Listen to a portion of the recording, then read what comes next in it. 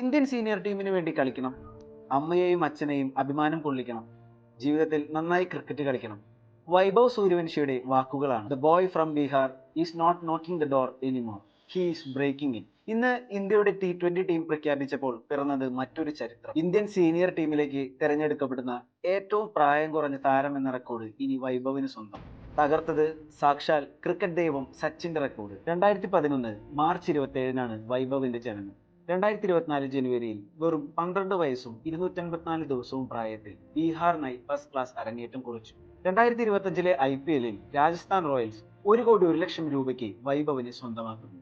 പിന്നീട് നടന്നത് വിശ്വസിക്കാൻ പോലും സാധിക്കാത്ത കാര്യങ്ങളാണ്. വൈഭവ് ക്രിക്കറ്റിലെ ബേബി ബിഗ് ബോസായി രേഖപ്പെടുന്നു.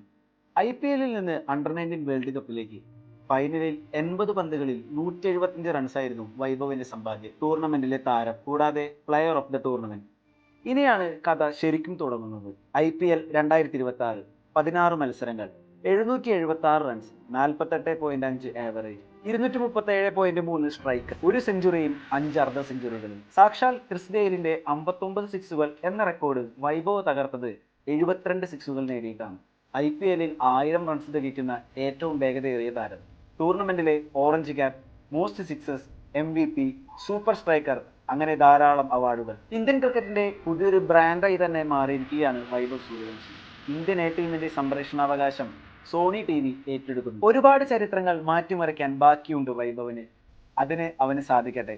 കാത്തിരിക്കാം.